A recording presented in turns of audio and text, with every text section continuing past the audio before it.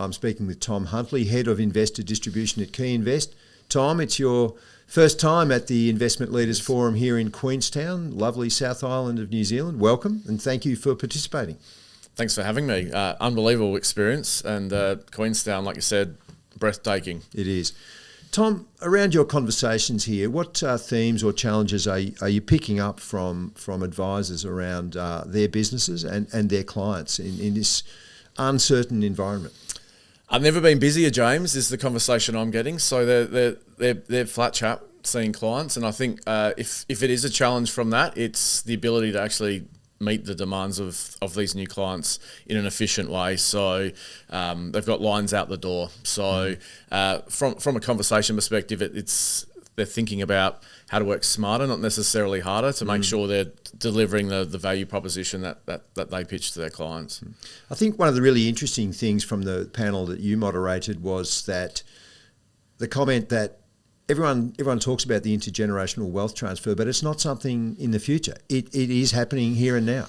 We talk about the next 2 decades, but it's been happening and it is happening. People are sadly passing or having conversations about it, and we've got legislation that's maybe bringing it more to the fore with Division 296 tax. So, I mean, it was a fantastic conversation. I was just the facilitator and had 4 brilliant panellists that were having a conversation about their own unique lens of how they're approaching it and dealing with their clients.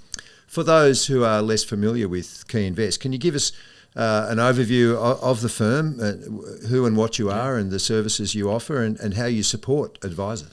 Thank you very much for that question. Yeah, we're a friendly society. We're a mutual, which means we for the benefit of our members. Our members are our investors. 147th year of operation, James. So our CEO, Craig Brooks, taking us on a growth trajectory where we're trying to be a lot more present, like with the Inside Network events, where we can speak about what we do and what we do well and how we can help assist their clients in meeting their needs. So we do investment bonds, we do funeral bonds, we try to lead with thought-provoking educational content, a bit like the session I just ran.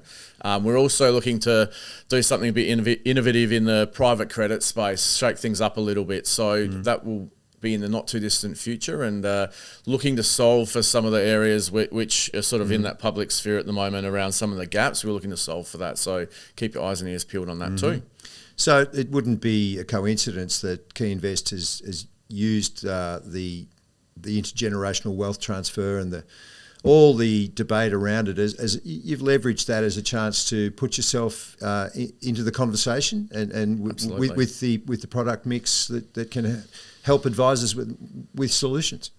Someone referenced it today. They said the Swiss Army knife. I think it's a good analogy for investment bonds too. They're very versatile. They solve for a number of different client situations. I think that's quite powerful when you think of it from an advisor perspective, because they can actually morph and change their characteristics as a client's circumstances change, which makes it more efficient to manage. If an advisor really understands the power of them and how to harness them, it's actually quite an efficient tool for them to use in their business and a differentiator.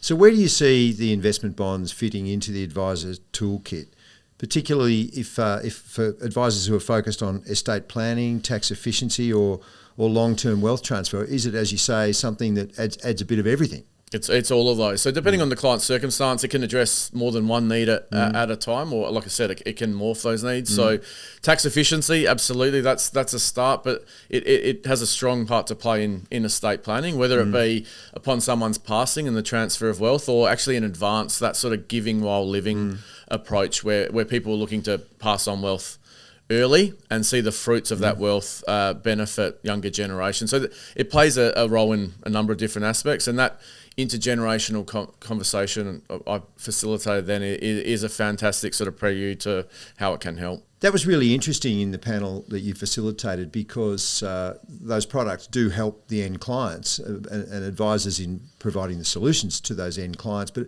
also help the advisors in terms of their practice efficiency. So changing regulatory landscape, changing client landscape, very old product, but seems to have be enjoying a second wind. It is indeed. Yeah, it is. It predates super in the main part. James. So it's been around for a long time, but I think some of these tailwinds with the wealth transfer, and then some of the regulatory aspects around Division 296 tax is actually bringing it back to the fore. People are bringing forward those wealth transfer conversations, and it has a really strong part to play. Like I said, it solves for multiple solutions, and I think it can be quite powerful. It's a warm conversation to have with a client. It's not a cold sales flog. So I think that's what I like about what I do, is it's leading with education and trying to help advisors understand how to harness its power, and ultimately for the benefit of their clients. The Inside Network, you and I collaborated on a webinar earlier in the year, and that was predominantly around the estate planning flexibility and versatility of the structure. And that again is when advisors hear that and come to understand it, I imagine that must be almost a light bulb moment. Well, I think it is.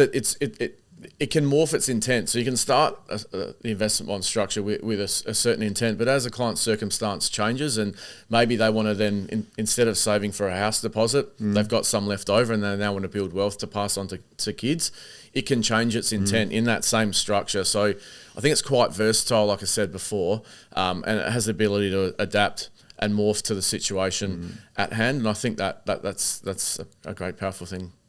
The big question, Tom, we're time stamping this August. Can Adelaide, the Crows that is, AFL, go all the way?